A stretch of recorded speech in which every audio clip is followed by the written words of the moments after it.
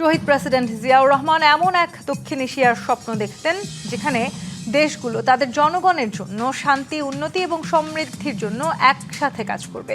এই লক্ষ্যে 1977 সালে চীন সফর করেন তিনি, আর সেই সফরে উন্মোচিত হয় বাংলাদেশ চীন সম্পর্কের নতুন দ্বার এবং অর্থনৈতিক ও সামরিক সহযোগিতায় দৃঢ় ভিত্তি স্থাপিত হয়।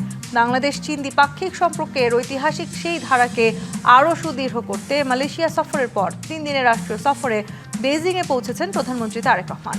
চীনের প্রধানমন্ত্রী লি চিয়াংয়ের আমন্ত্রণে এই সফরে গিয়ে আগামী 26 জুন দেশটির রাষ্ট্রপতি শি জিনপিং এর সঙ্গে বাংলাদেশের প্রধানমন্ত্রী তারেক রহমানের বৈঠকের কথা রয়েছে। গণমাধ্যমের তথ্য বলছে, দ্বিপক্ষীয় এই বৈঠকে দুই দেশের মধ্যে 15 থেকে 17টি চুক্তি ও সমঝোতা স্মারকের সম্ভাবনা আছে। আলোচনায় আসতে পারে তিস্তা মহাপরিকল্পনা প্রকল্পের বিষয়টিও। চীন দীর্ঘদিন ধরেই বাংলাদেশের অবকাঠামো উন্নয়ন, শিল্পায়ন এবং অর্থনৈতিক প্রবৃদ্ধির অন্যতম প্রধান অংশীদার।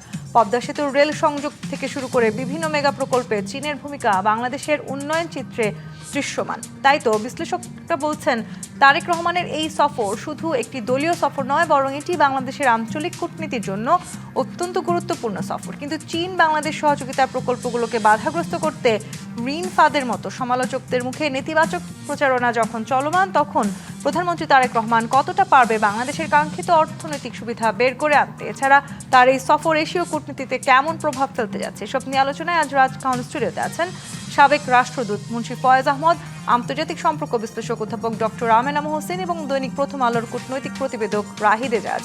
স্বাগত জানাচ্ছি আজকে রাজকাহনে। রাহিদ এজাজ, বেইজিং এবং ঢাকার যে সম্পর্ক, সেটি আসলে একটা নতুন সমীকরণ পেতে যাচ্ছে কিনা সেই আলোচনা যেমন আছে, তেমনি ঢাকা এবং বেইজিংয়ের যে বাণিজ্য ঘাটতি আছে সেটি প্রায় $21 বিলিয়ন। ব্যবসায়ী কিংবা বিশ্লেষকরা বলছেন, দুই দেশের যে সম্পর্ক বা নতুন যে সমীকরণের কথা আমরা চিন্তা করছি, সেখানে এই বাণিজ্য ঘাটতি দিয়ে আসলে এই সম্পর্কটিকে দেখার সুযোগ নেই। আপনি কি মনে করেন? ধন্যবাদ। দেখুন, আপনি যেটা দিয়ে শুরু করলেন যে বাণিজ্য ঘাটতি, এখন চীনের সঙ্গে যে আমাদের এঙ্গেজমেন্ট, সেটা তো নিশ্চয়ই শুধু পণ্য কেনা বেচার মধ্যে সীমিত নয়, সেটা আরও বহুমাত্রিক। সেখানে শিক্ষা আছে, সেখানে যোগাযোগ আছে, অবকাঠামো উন্নয়ন আছে, স্বাস্থ্য আছে, সামরিক বা প্রতিরক্ষা আছে, অনেকগুলো ইস্যু। তো বাণিজ্যর যে পরিমাণটার কথা ঘাটতি, এটা যেহেতু সবচেয়ে বেশি আমরা চীন থেকে আমদানি করি বলেই ঘাটতির একটা বড় কারণ। আর তাছাড়া হচ্ছে, আমরা যে পরিমাণ পণ্য আমদানি করে থাকি, সেই আমাদের রপ্তানি পণ্যর ঝুড়িটা কিন্তু অত বেশি বৈচিত্র্যমুখী নয়, নির্দিষ্ট কিছু পণ্যের মধ্যে আছে। এখন আমরা যদি বিষয়টাকে খুব ন্যারোভাবে শুধু বিজনেসের পার্সপেক্টিভে বা ট্রেড ডেফিসিটের পার্সপেক্টিভে দেখি, আমার মনে হয় সম্পর্কের পুরো ছবিটা আমরা পাই না, একটা খণ্ডচিত্র পাই। কাজেই সেভাবে না দেখে আমরা আমাদের রপ্তানি পণ্যর কীভাবে বৈচিত্র্যকরণ করতে পারি এবং যে বৈষম্যটা আছে বা ঘাটতিটা আছে, সেই ঘাটতিটা কীভাবে দূর করা যায়, সে বিষয়গুলো নিয়ে হতে পারে। যেমন এই প্রসঙ্গে বলি, চীন থেকে শিল্প স্থানান্তরের কথা বলা হচ্ছিল এবং যুক্তরাষ্ট্র সহ পাশ্চাত্যের কিছু দেশের সঙ্গে কিছু বৈরিতা বিধিনিষেধ এর কারণে আমাদের মতো বাংলাদেশে যেখানে শ্রমঘন শিল্প উৎপাদন হয় এবং সস্তা শ্রম পাওয়া যায়, সেটা করে যদি আমরা বেশ কিছু শিল্প বাংলাদেশে স্থানান্তর করতে পারি, সেটাও কিন্তু এই যে ট্রেড ডেফিসিটের কথা বলছেন, এখানে কন্ট্রিবিউট করতে পারে। কাজে আমি মনে করি ওই বিষয়টাতে আমাদের বোধহয় খুব অগ্রাধিকার দিয়ে ভাবা উচিত। আমরা জানি যে এই সফরে আলোচনা হওয়ার কথা চীনের জন্য, বিশেষত তিনি প্রধানমন্ত্রী বিনিয়োগকারী এবং ব্যবসায়ী মহলের সঙ্গেও তার বৈঠক হবার কথা রয়েছে। জি, কালকে দিনের শুরুটাই হচ্ছে বিনিয়োগ সম্মেলন দিয়ে, যেটা বিডা করছে, এবং যতটা জানি সংখ্যাটা খুব নিশ্চিত নয়, বেশ কিছু বেসরকারি স্তরে প্রতিষ্ঠানগুলোর মধ্যে আপনার সমঝোতা স্মারক বা আপনার ডকুমেন্ট বলে ইনস্ট্রুমেন্ট, এগুলো সাইন করার কথা। তো আমরা জানি, যেটা বলছিলাম, বাংলাদেশে একটি বিশেষায়িত চীনা শিল্পাঞ্চল, সেখানেও যদি বিনিয়োগটা হয়, কর্মসংস্থান হয়, তাহলে আমি মনে করি এই যে ডেফিসিটের প্রশ্নটা আপনি তুলেছেন, সেখানে কন্ট্রিবিউট করার সুযোগ আছে এবং সে ঘাটতিটা কমে ব্যবসাটা আরও ব্যবসা বাণিজ্যর আপনার বিস্তৃতি হতে পারে বলে আমি বিশ্বাস করি। মানে দুই দেশের এই যে সম্পর্কটা নিয়ে আমরা কথা বলছি, সেই সম্পর্কের বাইরে গিয়েও প্রধানমন্ত্রীর এই চীন সফরকে নানানভাবে আসলে রাজনৈতিক কিংবা কূটনৈতিক উভয় দিক থেকে একটু বিশেষভাবে দেখার একটা চেষ্টা চলছে। বাট সেই জায়গাটি থেকে আপনি কি বলবেন যে মালয়েশিয়া হয়ে তিনি চীনে গেলেন, প্রথম সফর আসলে কেন চীন হলো না, সেটি নিয়েও একটা বিস্তর আলোচনা আছে। দেখুন, আপনি যখন এই প্রশ্নটা করছেন প্রফেসর আমেনা মোহসিন এবং অ্যাম্বাসেডর মুন্সি ফয়েজ আহমেদ আশা করি কন্ট্রিবিউট করবেন আর আমার চেয়ে বেশি ভালো বলতে পারবেন বলে আমি বিশ্বাস রাখি।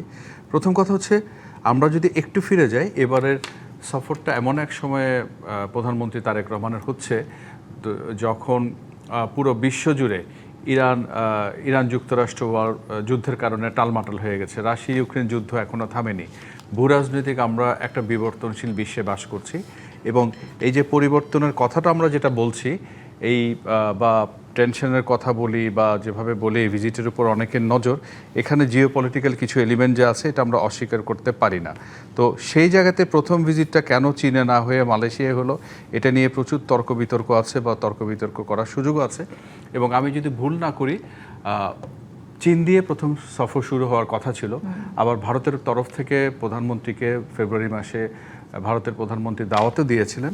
আবার মালয়েশিয়ার প্রধানমন্ত্রী আনোয়ার ইব্রাহিম ওনাকে ফোনে যখন শুভেচ্ছা জানান তখন দাওয়াত দেন এবং একাধিকবার এই নিমন্ত্রণের কথাটা মনে করিয়ে দেন। তার মানে হচ্ছে কি, ভারতের তরফ থেকে দাওয়াত ছিল, মালয়েশিয়ার পক্ষ থেকে ছিল, চীনের পক্ষ থেকে ছিল, কিন্তু কাজকর্মের দিক থেকে এগুলো তো এই ধরনের একটা ভিজিটে বেশ কিছু ইস্যুস থাকে, এলিমেন্ট থাকে। সেই এলিমেন্ট নিয়ে বাংলাদেশ চীন যতটা দ্রুত এগিয়ে গেছে, ভারতের ক্ষেত্রে সেটি ঘটেনি। আর মালয়েশিয়ারটা যখন এই যে ভারতে আগে না চীনে আগে এরকম একটা টানা হেঁচড়া দেখছিলাম, তখন আপনি যে এশিয়া কূটনীতি বা এশিয়া রাজনীতি, সে জায়গাতে থার্ড একটা ভেন্যু যে মালয়েশিয়ার সাথে আমাদের ব্যবসা বাণিজ্য আছে, আমরা শ্রমিক পাঠাই, আমাদের রেমিটেন্সে গত এক দশকে একটা গুরুত্বপূর্ণ গন্তব্য, সেজন্য মালয়েশিয়াটা বেছে নিয়েছে। মানে ওই জায়গাটিতে অনেকে বলার চেষ্টা করছেন যে প্রধানমন্ত্রীর মালয়েশিয়া সফরটার মধ্যে দিয়ে আসলে তিনি যে একটা নিরপেক্ষতার প্রমাণ দিতে চাইছিলেন, আমরা ব্যালেন্সের কথা বলতে পারি। আমি 24 সালে তৎকালীন প্রধানমন্ত্রীর প্রথম সফর জানুয়ারি নির্বাচনের পরে ভারতে যাবেন কি চীনে যাবেন, এটা নিয়ে কিন্তু এক ধরনের নাটকীয়তা, জল্পনা এগুলো হয়েছিল, এবারও হয়েছে।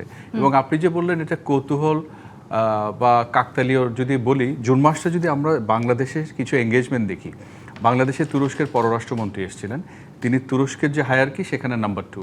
আবার বাংলাদেশের পররাষ্ট্রমন্ত্রী রাশিয়া গেছেন এবং দেখুন একের পর এক ঘটনাগুলো ঘটে যাচ্ছে।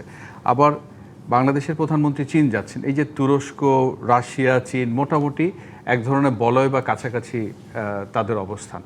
আবার অন্যদিকে ধরুন এই ভিজিটের আগে অনেকটা বিষয়টা অনেকটা কাকতালীয় হলে আমরা এভাবে দেখতে পারি, যুক্তরাষ্ট্রের রাষ্ট্রদূত, ব্রিটিশ হাই কমিশনার, জাপানের রাষ্ট্রদূত এবং ভারতের যিনি ডেজিগনেট হাই কমিশনার, তারা একই দিনে পররাষ্ট্রমন্ত্রী এবং পররাষ্ট্র সচিবের সঙ্গে দেখা করেছেন। বলা বাহুল্য ওই আলোচনাগুলোতে কোনো না কোনো ফরম্যাটে চীনে কি হচ্ছে বা রাশিয়া কি হচ্ছে, অর্থাৎ এই যে বাংলাদেশ চীন এঙ্গেজমেন্ট নিয়ে কিন্তু অনেকের নজর আছে। আর একটু করে এখানে বলে রাখতে পারি, এই ইরান ইউএস ওয়ারের কনটেক্সটে প্রেসিডেন্ট ডোনাল্ড ট্রাম্প বেইজিং গিয়েছিলেন, রাশিয়ার প্রেসিডেন্ট ভ্লাদিমির পুতিনও বেইজিং গেছেন। তো সব মিলিয়ে চীন এখন বৈশ্বিক পরিমণ্ডলে যে অবস্থানে আছে, তো সেখানে বাংলাদেশের ব্যাপারে অনেকের কৌতূহল আছে। তো বাংলাদেশের প্রধানমন্ত্রী যখন চীনে যাচ্ছেন, তো সেই জায়গাতে শুধু দুই দেশের সম্পর্কের সমীকরণের বাইরেও অনেকে অনেক সমীকরণ আছে নিশ্চয়ই। অধ্যাপক ডক্টর আমেনা মোহসিন, বিশ্বের দ্বিতীয় বৃহৎ অর্থনীতির রাষ্ট্র চীন, মানে তাদের কাছে বাংলাদেশের দেয়ার চাইতে হয়তো পাওয়ার সুযোগটাই বেশি, সেটি আসলে সবাই মনে করছেন। কিন্তু যদি একটু রাজনৈতিক দিকে তাকাই, দীর্ঘদিন ধরে পশ্চিমা যে দেশগুলো আছে তাদের সাথে যোগাযোগ বৃদ্ধির পাশাপাশি বিএনপি আসলে এখন কি চাইছে? তারা এশিয়ার যারা গুরুত্বপূর্ণ শক্তিগুলো আছে তাদের সঙ্গে সম্পর্ক জোরদারে বেশি আগ্রহী বলেই কি প্রথম সফরে চীনকে বেশি গুরুত্ব দেওয়া হলো? ধন্যবাদ আপনাকে। দেখুন, আপনি এর আগেও ওনাকে যখন প্রশ্ন করছিলেন আপনি দল শব্দটা এনেছিলেন, আর এখনও আপনি আমাকে বিএনপি এই কথাটা বলছেন। তো আমার মনে হয় আমাদের যখন একটা দল ক্ষমতায় আসে সেটাকে সরকার বলাটাই বোধহয় বেটার, বিকজ আদারওয়াইজ এটা মনে হয় এটা পার্টি পলিটিক্স হয়ে যাচ্ছে। মানে এই ফ্রেমিংটা আমাদের জন্য গুরুত্বপূর্ণ। হ্যাঁ, কারণ আন্তর্জাতিক সম্পর্কে পার্টি টু পার্টি একটা সম্পর্ক থাকতে পারে, দ্যাট ইজ ফাইন, কিন্তু এখানে আমরা স্টেট টু স্টেটের সম্পর্কের কথা বলছি। হ্যাঁ, সেই জায়গাটা এটা নিয়েও তো একটা আলোচনা আছে যে দীর্ঘ সময় আসলে এটা নিয়ে সরকার আসলে একটি রাষ্ট্রের সাথে সেটা আছে, কিন্তু এখন আবার যে রাজনৈতিক দলটি সরকারে আছে তারা আবার অন্য আরেকটি রাষ্ট্রের কাছাকাছি থাকার চেষ্টা করছে। কিন্তু দেখেন বিএনপি কার সাথে ক্লোজ সেটার ভিত্তিতে তো তারা রাষ্ট্রের পররাষ্ট্র নীতি তো আর পরিচালিত হয় না লং টার্ম, না। এটা এখন যে জিওপলিটিক্যাল সিচুয়েশন সেটাকে আমাদেরকে মাথায় রেখে চলতে হবে। হ্যাঁ, এই সেঞ্চুরিটাকে বলা হয় এশিয়ান সেঞ্চুরি, এবং আমরা যদি এশিয়ান সেঞ্চুরি ধরি তো এশিয়াতে এখন কোন শক্তিটা সবচেয়ে বেশি পাওয়ারফুল, সেটা চায়না। সেটা আমাদেরকে দেখতে হবে। এখন আমাদের ওদের থেকে বেশি পাওয়ার আছে, এবং আমাদের মানে আপনি প্রশ্নটা ছিল আমাদের কি দেওয়ার হচ্ছে বা আমরা কতটুকু নিচ্ছি, ওরা কতটুকু পাচ্ছে, এরকম ধরনের বোধহয় প্রশ্নটা ছিল। দেখেন এখানে না একটা আন্তর্জাতিক সম্পর্কে এবং আন্তর্জাতিক রাজনীতিতে একটা প্রথাগত শব্দ ছিল স্মল স্টেট, ক্ষুদ্র রাষ্ট্র। সেই কনসেপ্টটা কিন্তু এখন চেঞ্জ হয়ে গেছে। আমরা কিন্তু স্মল স্টেট এই শব্দটা এখন আর ব্যবহার করি না, কিংবা তৃতীয় বিশ্ব শব্দগুলোও আর ব্যবহার করি না, কারণ আমরা এই ইভলভিং জিওপলিটিক্সে যেখানে আমরা বিভিন্ন ধরনের চ্যালেঞ্জের মুখোমুখি হচ্ছি, সেই জায়গাটাতে কিন্তু একটা রাষ্ট্রের কিছু ট্যাঞ্জিবল পাওয়ার থাকে, কিছু ইনট্যাঞ্জিবল পাওয়ার থাকে। না হলে এই ইরান, ইউএস এবং ইসরায়েলের যুদ্ধে দেখেন ইসরায়েল কিন্তু যথেষ্ট ছিল পুরো মিডল ইস্টকে পাগল করে দেওয়ার জন্য একটা ছোট রাষ্ট্র হিসাবে। আবার আমরা দেখলাম ইরান, আমার মনে আছে যখন যুদ্ধ আরম্ভ হয়েছিল তখন ডোনাল্ড ট্রাম্প ইউএসের বারবার ছিল ওরা রেজিম চেঞ্জ করবে, নিউক্লিয়ার ওদের ডিস্ট্রয় করবে, কিন্তু ইরান তো রুখে দাঁড়ালো, তাই না?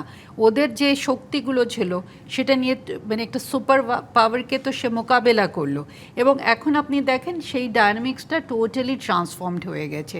সেই জন্য আমি এই কথাটা বলার চেষ্টা করছি দ্যাট ভেরিয়েবলসগুলো কিন্তু বা যে উপাদানগুলো আছে ওগুলো বিভিন্ন সময় বিভিন্ন ধরনের হয়ে যায়। বাংলাদেশের পক্ষে একটা বড় জায়গা যেটা হলো সেটা বাংলাদেশে ভূ রাজনৈতিক অবস্থান, সেটা একটা বিরাট এবং এই ভূ রাজনৈতিক অবস্থানটা ধরেন যেটা নিয়ে আপনি রাহিদকে যে প্রশ্নটা করেছিলেন, ইন্ডিয়ারও অনেক কনসার্নের ইস্যুজ আছে, মার্কিন যুক্তরাষ্ট্রের আছে, কারণ এখানে কন্টেস্টেশন, এখানে আমাদের নেবারে হুডে শুধু ইন্ডিয়া যে একটা মানে ধরেন মেজর কনসার্ন তা না, এখানে মিয়ানমারও কিন্তু একটা মেজর কনসার্ন, এবং পার্টিকুলারলি মিয়ানমারে ধরেন আমি যদি ভুল না করে থাকি ফাইজ ভাই, যে গ্রেট বার্মা অ্যাক্ট যেটা পাস হলো কিছুদিন আগে, তাই না? সো সেখানে তো আবার অন্যরকম মানে মার্কিন যুক্তরাষ্ট্রের অন্য ধরনের পরিকল্পনা আছে। সো সব কিছু মিলিয়ে আমরা দেখতে পাচ্ছি, এবং ধরেন আপনি যদি প্যাসিফিক, যেটাকে আগে ইন্ডো প্যাসিফিক বলা হতো এখন প্যাসিফিককে মার্কিন যুক্তরাষ্ট্র বলছে, এই সমস্ত কিছু মিলিয়ে যে দ্বন্দ্বগুলো চলছে সেখানে ভারত একটা রিজনাল পাওয়ার হিসাবে এমার্জ করতে চাচ্ছে, রিজনাল এবং এমন একটা পাওয়ার স্ট্যাটাসে যেতে চাচ্ছে যেখানে সে গ্লোবাল পাওয়ারটা সে চেঞ্জ করতে চাচ্ছে। ভারতের আলটিমেট সেই ধরনের একটা লং টার্ম স্ট্র্যাটেজি আছে। ভারত থেকে আমাদের তিন দিকে আছে। ভারতের জন্য ধরেন মিয়ানমার খুবই স্ট্র্যাটেজিক্যালি ইম্পর্টেন্ট, চায়নার জন্য খুবই স্ট্র্যাটেজিক্যালি ইম্পর্টেন্ট মিয়ানমার। যদি তার সাউথ চায়না সি এর ওই ইয়েটাকে মোকাবিলা করতে হয়, সেই জায়গাটাতে ধরেন তারা যে অ্যাক্সেস পাচ্ছে মিয়ানমারের ওখান দিয়ে, সেটা তাদের জন্য খুবই বেনিফিশিয়াল। আবার বাংলাদেশ সেই নেবারহুডে আছে। সো সব কিছু মিলিয়ে এমন একটা অবস্থান যেখানে ধরেন এবং চীন, এখন চীনে যদি ওরা BRI বলেন, GDI বলেন, এগুলো সব কিছুর মধ্যেই চীন যে ধরনের একটা ভিশন নিয়ে এগোচ্ছে, সেখানে Bangladesh becomes an indispensable part.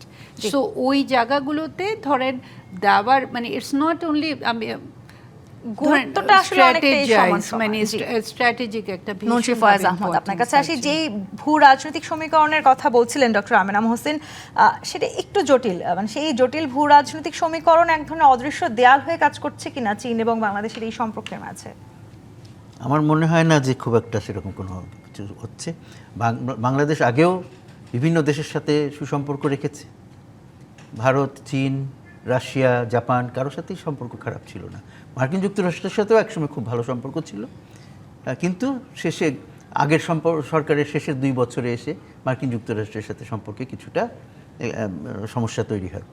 তাছাড়া কিন্তু সবার সাথে সম্পর্ক ভালোই ছিল, এবং সুতরাং সেইভাবে আমি বলতে পারি না যে, বলবো না যে এরকম ভূরাজনৈতিক যে ইয়ে আছে সেখানে সেই কি বলে সেখানে বিপদে ছিল বাংলাদেশ, এরকম কোনো বলা যাবে না। এখনও সেটা নেই। আমরা যেটা করার চেষ্টা করেছি আগেও, এখনও নিশ্চয়ই আমাদের সরকার সেটা করবে, যে সবার সাথে বন্ধুত্ব, কারোর সাথে বৈরিতা নয়। এটা কিন্তু গত সরকারের ব্যাপার ছিল না, এটা গত শতাব্দীর 90-এর দশকের শুরু থেকেই এই স্লোগানটা চলে আসছে, এবং এটা গত সরকারের সময় এটা কিন্তু খুব সুন্দর করে তারা করে দেখিয়েছে, আমরা সেটা মনে করতে পারি, এবং বর্তমান সরকার এটাকে আরও ভালো করে দেখাতে পারবে বলে আমি বিশ্বাস করি। সুতরাং ওই যে একদিকে একজনের সাথে সম্পর্ক ভালো হলে আরেকজনের সাথে সম্পর্ক খারাপ হবে, এটা নিশ্চিত নয়। সবার সাথে আলাদা আলাদা করে অটোনোমাস সম্পর্ক গড়ে তোলা, সবার চীনের সাথে সম্পর্ক এক জায়গায়, ভারতের সাথে সম্পর্ক আরেক জায়গায়, একটার সম্পর্ক আরেকটার উপরে বৈরী প্রভাব যাতে না ফেলে সে ব্যাপারে আমাদেরকে সতর্ক হতে হবে। কিন্তু তার মানে যে সবার একজনের সাথে বন্ধুত্ব করলে আরেকজনের সাথে করা যাবে না, তা নয়। সেই জন্যে এই ইয়েটা যদি ঠিক মতন করতে পারি আমরা, তাহলে যেমন আমার চীনের সাথে সম্পর্ক এগিয়ে যাবে, ভারতের সাথেও সম্পর্ক এগিয়ে যাবে। এখানে ভারতের সাথে সম্পর্কের ব্যাপারে একটা বিষয় আছে যেটা দুই দেশেরই খেয়াল রাখতে হবে, সেটা হলো যে বাংলাদেশের 3 পাশে নয়, 3 দিকে নয়, ভারত বাংলাদেশের চতুষ্পার্শ্বে আছে। কারণ বঙ্গোপসাগরও ভারতেরই প্রভাবের এলাকা, ইচ্ছা করলে সে যে কোনো সময় আমাকে সেখানে কষ্ট দিতে পারে। তো সুতরাং যে আমার চারপাশে আছে তার মানে হলো কি যে আমি তার পেটের ভেতরে অবস্থান করছি। তো সেই কারণে আমাদের দুইজনের যে সম্পর্কটা সেটা অন্য কারোর সাথে সম্পর্কের সাথে তুলনা করা যায় না। কিন্তু আবার এই নতুন সরকারের পররাষ্ট্রনীতির যে সবচেয়ে বড় চ্যালেঞ্জগুলোর কথা বলা হয়, সেই সময়টাতে ভারত এবং চীনের সাথে যে সম্পর্কের ভারসাম্য রক্ষা করা, সেটি কিন্তু এই চ্যালেঞ্জের বেশ উপরের দিকে অবস্থান করছে। ভারসাম্য রক্ষা করার কথাটার থেকে আমি বের হয়ে আসার চেষ্টা করছি। আলাদা আলাদা করে ভারতের সাথেও সুসম্পর্ক দরকার, আমার চীনের সাথেও সুসম্পর্ক দরকার, এবং অন্যান্য দেশ রাশিয়া, মার্কিন যুক্তরাষ্ট্র, জাপান, সিঙ্গাপুর, সবার সাথে আমার আলাদা আলাদা করে সুসম্পর্ক রাখতে হবে। এবং সেখানে একজনের সাথে সম্পর্কের কারণে আরেকজনের সাথে সম্পর্ক করা যাবে না, এই চিন্তাটাই থাকবে না আমার মাথায়। এবং একজনের সাথে সম্পর্ক আরেকজনের বিরুদ্ধে বৈরীভাবে ব্যবহার করা হবে না। একজনের সাথে সম্পর্ক যদি আরেকজনের সম্পর্ক গড়তে ইতিবাচক সাহায্য করে সেটা ঠিক আছে, সেটা নিয়ে আমার কোনো চিন্তা নাই। কিন্তু যদি বৈরী প্রভাব যাতে না ফেলে সেটা আমাকে সতর্কতার সাথে খেয়াল করতে হবে। সেই জন্য কিন্তু ভারতের সাথে সম্পর্ক এড়িয়ে আমি চীনের সাথে সম্পর্ক করলে আমি নিজের ক্ষতি করব। কারণ ভারতের যে অবস্থান, সেখানে আমাকে ভারতের যে ভৌগোলিক অবস্থান এবং ঐতিহাসিক এবং যদি আমরা দেখি, সেখানে আমার তার সাথে একটা বিশেষ সম্পর্ক করতেই হবে। সেই সম্পর্কটা কীরকম হবে সেটা আমরা ঠিক করব, যাতে সমতার ভিত্তিতে হয়, মর্যাদার ভিত্তিতে হয়, সেটা ঠিক করে আমরা সেই সম্পর্কটাকে নিয়ে যাব। বাংলাদেশের অভ্যন্তরীণ রাজনৈতিক পরিবর্তনটা আসলে যেরকমই হোক না কেন, ঢাকা বেইজিং এর যে সম্পর্ক কৌশলগত জায়গাটিতে সেটি নিশ্চয়ই অব্যাহত থাকবে। এই আলোচনায় ফিরবো। জি25 ইস্পাত নিবেদিত রাজকাহন থেকে বিরতি নিয়ে ফিরছি, সাথেই থাকুন। জি25 ইস্পাত নিবেদিত রাজকাহন দেখছেন। অধ্যাপক doctor Amena Mohsin, high voltage এক ধরনের সফর বলা হচ্ছে, চীন সফরকে প্রধানমন্ত্রী, মানে হাই ভোল্টেজ নাকি আসলে উন্নয়ন কূটনীতি, কোনটি আমাদের আসলে বেশি বলা উচিত রাষ্ট্রের স্বার্থের ভিত্তিতে যদি আমরা চিন্তা করি? ধন্যবাদ আপনাকে। দেখুন, আমরা তো মানে আমার মনে হয় এই আইটির যুগে বিভিন্ন শব্দ, এ ধরনের শব্দই ইউজ করে থাকি, তাই না? যে হাইটেক, এআই, তারপরে যেরকম আমরা এখন জিওপলিটিক্সটাকে বলি মেটা জিওপলিটিক্স, বিভিন্ন শব্দগুলো। তো আপনি যেটা আমাকে প্রশ্নটা হলো যে আমরা হাই ভোল্টেজ বলবো না উন্নয়ন কূটনীতি বলবো? আমার মনে হয় আমরা উন্নয়ন কূটনীতি করছি, বাট হাই ভোল্টেজ এই জন্য বলা হচ্ছে কারণ খুবই আমরা টেকনোলজির উপরে যাচ্ছি। মানে ধরেন আগে উন্নয়ন তো সব কিছুই উন্নয়ন, তাই না? আমরা মানব উন্নয়নের কথা বলি, আপনি ইনক্রিমেন্টালি যেতে পারেন। এখন আমরা মেগা প্রজেক্টসের কথা বলছি, আমরা ধরেন তিস্তার ব্যাপারেও যেটা ওয়াটার ডিপ্লোমেসি আগে বলা হতো, এখন বলা হচ্ছে ওখানে মেগা প্রজেক্টস হবে। তারপরে পদ্মা ব্রিজের কথা বলা হচ্ছে, তারপরে রেলওয়ে, মানে যেটা উনি যে তারেক রহমান ডালিয়ান থেকে বুলেট ট্রেনে গেলেন, সো এই ধরনের একটা ট্রেনের স্বপ্ন তো টেকনাফ থেকে তেঁতুলিয়া, সেটাও বলা হচ্ছে। সো এটাও বলা হচ্ছে যে সেটারও একটা সিম্বলিক ভ্যালু আছে, যে এই ধরনের ট্রেন যে কত দ্রুত যেতে পারে এবং এটা উন্নয়নের কতগুলো ধরেন দ্বার খুলে দিতে পারে। So I think it's development diplomacy, যেটা একটা খুব হাই লেভেলে, হাই ভোল্টেজ, যেখানে আমরা অনেক মেকানাইজেশনের উপরে। চীন তো দীর্ঘদিন ধরেই আসলে বাংলাদেশের অন্যতম প্রধান এক অংশীদার হয়ে আছে অর্থনৈতিক প্রবৃদ্ধির জায়গাটিতে। সেই জায়গাটি এখন আরো বেশি শক্তিশালী হবে কিনা এই সফরের মধ্য দিয়ে? আমার মনে হয় হবে। মানে আমরা থেকে ধরেন দুদিন পর আরও দুদিন দেখতে হবে যে ফাইনালি কি আউটকামগুলো হবে, but if you read the মানে you can read between the lines, এবং যতগুলো স্টেটমেন্টস এসেছে চীন তো চীন তো আগ্রহ দেখিয়েছে আমাদের, এমন না যে আগ্রহ দেখায়নি আমাদের উন্নয়নের জন্য। এবং এখানে ইকোনমিক জোন খোলা হচ্ছে, তিস্তার ব্যাপারেও চীন অনেক আগে থেকেই আলোচনার মধ্যেই ছিল, এটা নতুন কিছু না। এবং ধরেন বিআরআইয়ের কথাটাও যেটা আমি উল্লেখ করেছিলাম সেটাও নতুন কিছু না, এটা বিগত সরকারের আমলে থেকেই আমরা দেখতে পাচ্ছি। এখন জিডিআইয়ের ব্যাপারটাও আছে, গ্লোবাল ডেভেলপমেন্ট ইনিশিয়েটিভ। সো জিনিসটা পিছিয়ে পড়ার তো আমি কোনো কারণ দেখছি না, বা একটা স্থবিরতা আসবে সেটারও আমি কোনো কারণ দেখছি না। আপনি যেটা প্রথমে রাহিদকে প্রশ্ন করেছিলেন যে ট্রেড ডেট কিংবা ওই জায়গাটাতে, দেখেন সেটা রাহিদও উত্তর দিয়েছে, আমি ওটাকে আবার রিটারেট করতে চাই যে এটা ডিপেন্ড করে, কারণ চীনের যেই ইয়েটা থাকে সময় মেয়াদটা কিন্তু বেশ দীর্ঘ থাকে। আমি মেনে নিচ্ছি যে ওয়ার্ল্ড ব্যাংক, জাইকা এদের ইন্টারেস্ট রেটগুলো অনেক কম থাকে, চীনের কিন্তু এখানে তো ধরেন আপনি কত এফিশিয়েন্টলি সে ঋণটা আপনি শোধ করতে পারেন সেটার একটা ব্যাপার থাকে, যে আপনি সেটাকে এফেক্টিভলি আপনি শোধ করতে পারছেন কি না। সেজন্য আমি এটাও বলার চেষ্টা করছি বারে বারে এই আলোচনার মধ্যে দিয়ে, দ্যাট আমাদের we have to put our house in order. আমাদেরকে ট্রান্সপারেন্ট থাকতে হবে, আমাদের গভর্নেন্স ইস্যুসগুলো দেখতে হবে, করাপশন ইস্যুসগুলো দেখতে হবে, বিউরোক্রেটিক রেড টেপিজম যেটা সেখান থেকে আমাদেরকে বের হয়ে আসতে হবে। এবং এবারের আপনি যদি বাজেটটা দেখেন সেখানে যে অর্থনৈতিক খাতে যথেষ্ট বরাদ্দ আছে এবং অনেক কিছু প্রাইভেটাইজেশনের দিকে চলে গেছে, এবং বিউরোক্রেটিক হার্ডেলসগুলো এগুলোকে কিভাবে আমরা উতরাতে পারি সেগুলোর কথাবার্তা বলা হয়েছে। সো আমার মনে হয় যে আমাদের যে বাজেটটা এতে এবার যেটা হয়েছে সেটাও অ্যালাইন টুয়ার্ডস একটা দ্রুত কিভাবে আমরা এগিয়ে যেতে পারি, বাস্তবায়ন করতে পারি। মুন্সি ফয়েজ আহমদ, বেইজিং এর সাথে সম্পর্ক উন্নয়নের পশ্চিমা প্রভাব কাটানোটাকেও বাংলাদেশের জন্য একটা বড় চ্যালেঞ্জ বলা হয়ে থাকে, সেটি আসলে আমরা কিভাবে কাটাতে পারি? এবং আসলে যেই কথাটি মানে বারবার আসছে যে ঢাকা এবং বেইজিং এর যে বাণিজ্য ঘাটতি, সেই ঘাটতিটাকে পাশ কাটিয়ে আসলে কূটনৈতিকভাবে আমরা সামনের দিকে এগিয়ে যাব কিভাবে? দুটো প্রসঙ্গ এখানে, আগে আমি বাণিজ্য ঘাটতির বিষয়টা আগে বলি।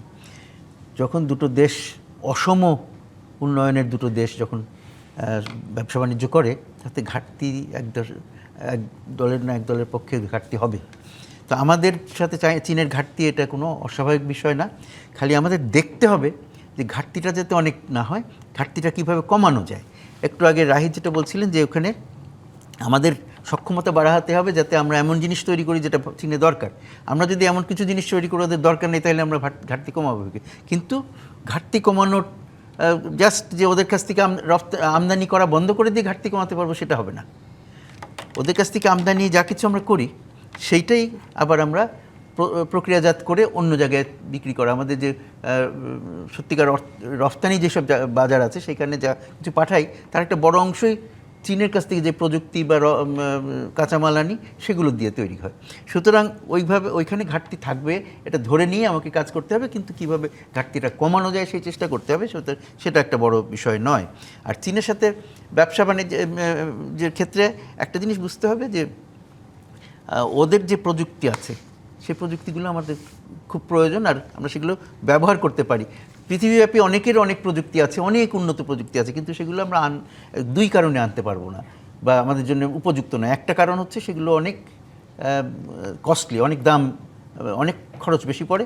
দ্বিতীয়, আমরা এখনও সেটা গ্রহণ করবার মতন উপযুক্ত জ্ঞান বিজ্ঞানের জায়গায় পৌঁছতে পারিনি। আমাদের প্রযুক্তিগত ইয়েটা এখনও পর্যন্ত সেখানে পৌঁছায় নাই, দক্ষতা।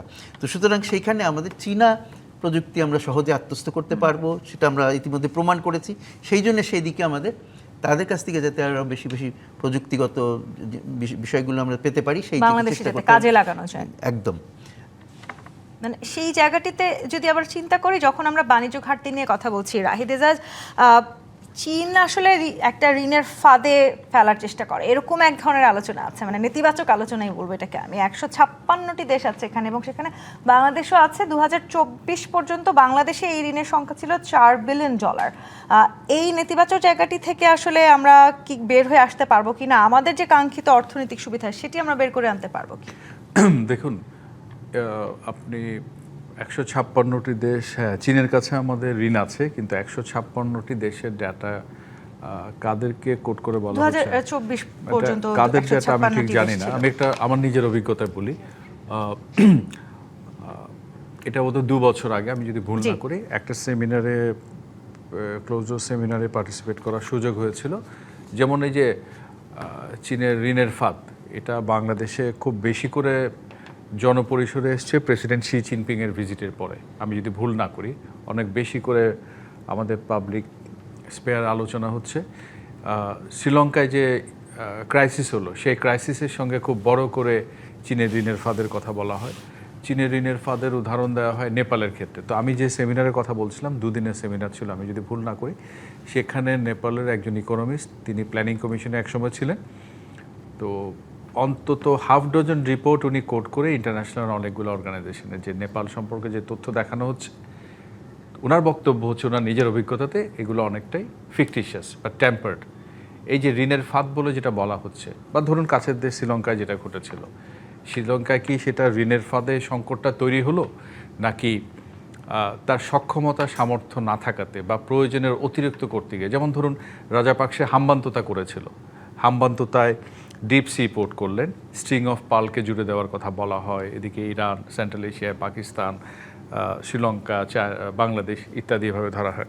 এখন হামবান্ততায় আপনি বৃহতায়তনের অত্যাধুনিক বন্দর করলেন, আপনি 7 স্টার হোটেল করলেন, এয়ারপোর্ট করলেন, কিন্তু সেখানে ট্রাফিক নেই, সেখানে মানুষ যাচ্ছে না।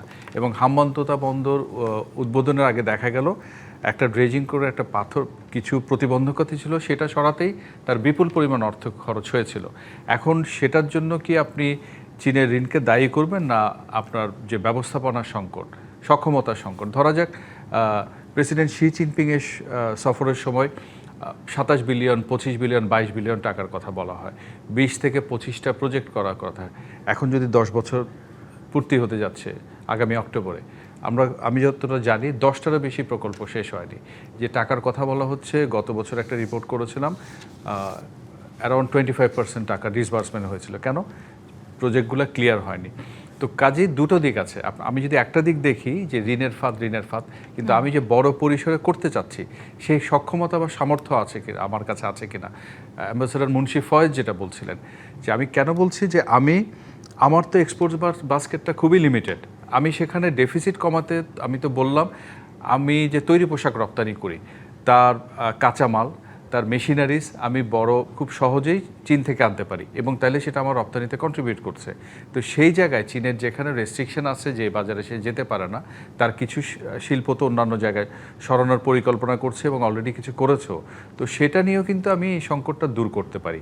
ওই জন্যই বলছি যে আমি বেশি কম কিনবো, বেশি পাঠাবো, এই মানসিকতা দিয়ে কিন্তু আপনি এই বাণিজ্য ঘাটতিটা পূরণ করতে পারবেন না। আপনাকে অন্য পন্থায়, অন্য রাস্তায় গিয়ে করতে হবে। যেমন মালয়েশিয়ার কথা প্রসঙ্গে বলি, যে মালয়েশিয়াতে আমি 1 দশক ধরে প্রথম 3টা দেশের অন্যতম গন্তব্য হচ্ছে মালয়েশিয়া, কিন্তু আমরা কি পাঠাচ্ছি? আনস্কিল লেবার পাঠাচ্ছি।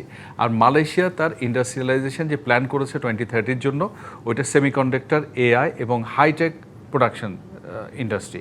তো সেই জায়গাতে আমি যখন জানি আমার অন্তত 10,000-এর বেশি শিক্ষার্থী মালয়েশিয়ায় পড়াশোনা করছে এবং তাদের আন্তর্জাতিক মানে তারা সেগুলো খুব ভালো, তাহলে আমি তো সেমিকন্ডাক্টর শিল্পে আমার কর্মীদেরকে, আমার রিসার্চ পুলকে কানেক্ট করতে পারি।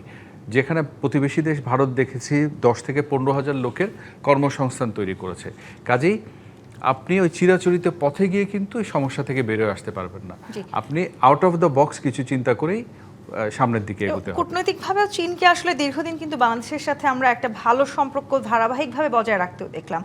সেই জায়গাটি থেকে আসলে আমরা অনেক সময় সত্যিকার অর্থে একটা দৃশ্যমান পরিবর্তন দেখার চেষ্টা করে এই সফরগুলোর পরে, কিন্তু সেই উত্তরগুলোর জন্য আসলে আমাদের দীর্ঘদিন অপেক্ষা করতে হয়। অপেক্ষাটা আসলে কবে শেষ হবে এই প্রশ্ন তো খুঁজবো। জি25 ইস্পাত নিবেদিত রাজখান থেকে আরেকটি বিরতি নিয়ে ফিরছি, সাথেই থাকুন। জি25 ইস্পাত নিবেদিত রাজকাহন দেখছেন। রাহিদ এজাজ, এই যে রাষ্ট্রীয় সফর, বিশেষ করে চীনে বাংলাদেশের যে সফর, সেই সফর আসলে সত্যিকার অর্থেই বাংলাদেশে একটা বড় দৃশ্যমান পরিবর্তন আনতে পারবে কিনা সেটি নিয়ে আসলে সবসময় আমরা সেই প্রশ্নের উত্তরটাই খোঁজার চেষ্টা করি, কিন্তু উত্তরটার জন্য আসলে আমাদের অপেক্ষা করে থাকতে হয়। এবারেও কি আসলে আমাদের শুধু অপেক্ষাই করতে হবে?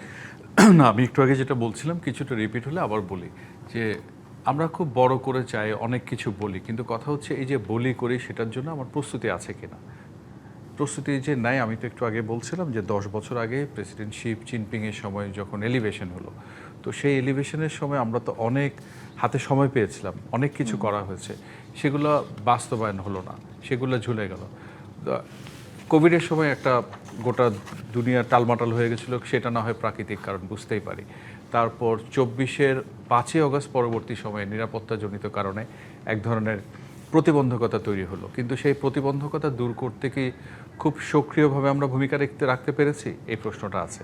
প্রশ্ন আছে এগুলো যে এই যে ফলো আপ করা, এই ফলো আপগুলো কিন্তু আমরা প্রপারলি করি না, এবং যে জায়গায় আমার করা দরকার, এই যেমন বিশেষায়িত অর্থনৈতিক অঞ্চল বলছি, এটা কিন্তু অনেক দিন ধরে ঝুলেছিল। তো আপনি জিনিসটা করছেন, আমি একটু আগে শ্রীলঙ্কার কথাটা বললাম, যেমন কর্ণফুলী টানেল করা হয়েছে। টানেলটা কেন করা হয়েছে? পণ্য উৎপাদিত হবে খুব সহজে, বন্দর দিয়ে মালামাল আসবে, মালামাল এসে টানেল দিয়ে চিটং চট্টগ্রাম শহরে না ঢুকে আপনার ওই টানেল দিয়ে আনোয়ারাতে চলে যাবে। তো আপনি টানেলটা করলেন, কিন্তু শিল্প উৎপাদনের জন্য শিল্প অঞ্চলটা তৈরি করে রাখলেন না।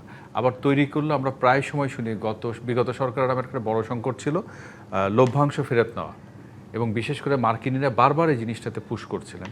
তো এই সংকটগুলো যদি আপনি খুব দ্রুত সমাধান না করেন, তাহলে তো আমি যে বলছি যে বড় পরিসরে বড় করে হয় নতুন অধ্যায় হবে কিনা, যেমন ধরো নতুন অধ্যায় যদি না হয়, দু দেশের সম্পর্কের ক্ষেত্রে 50 বছরে এর আগে দুবার জয়েন্ট কমিউনিকে হয়েছিল। আমার মনে হয় মুন্সি ভাই একটু ভালো এখানে কন্ট্রিবিউট করতে পারেন।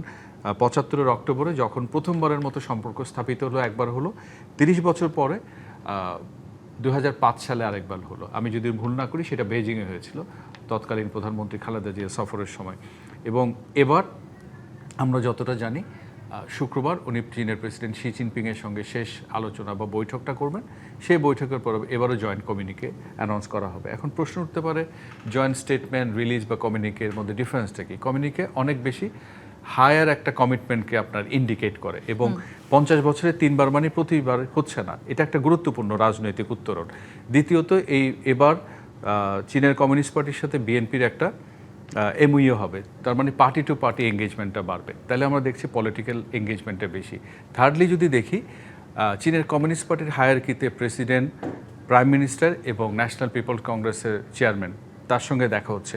তো এই যে ডিনামিক্সগুলো যদি আমরা দেখি, এটা তো আসলে উত্তরও নেই সাম্প্রতিক অতীতে, তার মানে বেশ কিছু পরিবর্তন আসতে আসছে। যাচ্ছে। সেই পরিবর্তনগুলোকে যথাযথভাবে কাজে লাগানোর জন্য বাংলাদেশকেও বোধহয় সক্রিয় বা উদ্যোগী হতে হবে বলে অথবা ডক্টর আমেনা মোহসেন, বেশ কিছু চ্যালেঞ্জের কথা আমরা বলছিলাম, বিশেষ করে ভূ রাজনৈতিক যে প্রতিযোগিতা চলছে সেই জায়গাটিতে, সেখানে আসলে কিছু পরাশক্তি বাংলাদেশকে একচিটিয়া নিরাপত্তা এবং উন্নয়ন কাঠামোর মধ্যে টেনে নেওয়ার চেষ্টা করছে, এরকম এক ধরনের কথা আমরা শুনে থাকি।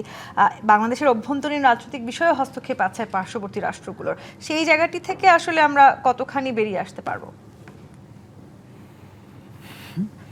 দেখুন, আপনি বোধহয় মানে এইটা বাংলাদেশের ডিপ্লোম্যাসির জন্য আমার মনে হয় একটা বড় চ্যালেঞ্জ হিসাবেই থাকবে, পার্টিকুলারলি মার্কিন যুক্তরাষ্ট্রের সাথে যে আমাদের চুক্তিটা হয়েছে, এটা একটা বিরাট চ্যালেঞ্জ হিসাবে থাকবে। এবং সেইখানে ধরেন রাহিদ যে কথাটা বলছিলেন যে এখানে জাপান, তারপরে আমেরিকা, ইন্ডিয়া, ইউএস, এরা ঠিক মানে একটা ছুটির দিনে, ভিজিটের আগের দিন আমাদের ফরেন মিনিস্ট্রিতে গিয়েছে এবং তারা দেখা করেছে। সো এই চাপটা আমাদেরকে মোকাবেলা করতে হবে। এখন আপনি এখানে দুটো বোধহয় আপনি যদিও আপনি নাম নেননি, বোধহয় আমার মনে হয় আপনি মার্কিন যুক্তরাষ্ট্র এবং ভারতের কথাই মেন করছেন, if I am to read you correctly. So দেখেন, জিনিসটা হলো কি, আমি যদি ভারতের ব্যাপারটা প্রথমের দিকে নিই, ভারত যেটা অ্যাম্বাসেডর মুন্সি ফ্যাজও খুব ক্লিয়ারলি বলেছেন যে ভারতেরকে আমাদের প্রয়োজন। আমরা তো কোনো রিলেশনশিপই কিন্তু আরেকটাকে বাদ দিয়ে হয় না, এগুলো মিউচুয়ালি এক্সক্লুসিভ রিলেশনস হয় না কখনো ফরেন পলিসিতে। অনেক সময় হয় কি, you take one step forward, backward to take two steps forward, এই জিনিসগুলোও আসে। এবং এমন তো না যে আমাদের প্রধানমন্ত্রী উনি ভারত সফর করবেন না, হয়তো খুব সম্ভবত উনি জুলাইতেই যেতে পারেন, এ ধরনের কথাবার্তাও হচ্ছে। সো প্রত্যেকটা রিলেশনশিপে নিজস্ব একটা ইকুয়েশন থাকে। ভারতে, আমি বলি ভারতের ধরেন একটা মেজর কনসার্ন হলো সিকিউরিটি কনসার্ন চায়নাকে নিয়ে। তা বলে কি ভারতের সাথে তাদের ট্রেড রিলেশনশিপ নেই? তাদের তো আছে। আমেরিকার কি ট্রেড রিলেশনশিপ নেই? তাদের তো আছে। ইনভেস্টমেন্টসগুলোও কিন্তু আছে। এবং দেখেন, ভারতের অনেক ছাত্রছাত্রী কিন্তু চায়নায় পড়াশোনা করে। সো এই জায়গাগুলোকে আমাদেরকে মাথায় রাখতে হবে যে কোনোটা মিউচুয়ালি এক্সক্লুসিভ হয় না। এবং বাংলাদেশও সেই জায়গাটার থেকেই তার পজিশনগুলোকে, যেটা উনি বলছিলেন যে উনি এটাকে একটা ব্যালেন্সিং বলতে চান না, এটাকে আমরা একটা স্ট্র্যাটেজিক অটোনমি বলি। সেই কৌশলের জায়গাটিতে এই মুহূর্তে এশীয় কূটনীতিতে প্রধানমন্ত্রীর এই সফর কেমন প্রভাব ফেলছে মুন্সি ফয়েজ আহমদ? প্রধানমন্ত্রীর এই সফর অত্যন্ত গুরুত্বপূর্ণ, কিন্তু এই সফর বাংলাদেশ চীনের সম্পর্কের জন্য গুরুত্বপূর্ণ। এটা অন্যদের উপরে যে বড় রকমের কোনো প্রভাব ফেলবে সেটা আমি মনে করি না, বা আমরাও চাই না যে আমাদের অন্য যারা অংশীজন আছে, দেশ আছে, তাদের সাথে আমাদের সম্পর্কের উপর সেটা কোনো প্রভাব আসুক, বিশেষ করে নেতিবাচক প্রভাব যাতে না আসে। ইতিবাচক প্রভাব আমরা সবসময় ওয়েলকাম করি।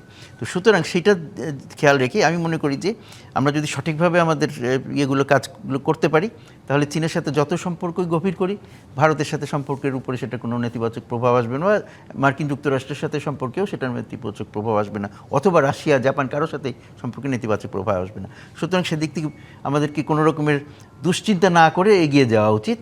চীন আমাকে যা দিতে পারে আমি সেটা নিব, সাথে সাথে, কারণ আমার তো প্রয়োজন অনেক, সবার সাথে সম্পর্ক করেও আমার সব প্রয়োজন মিটবে না।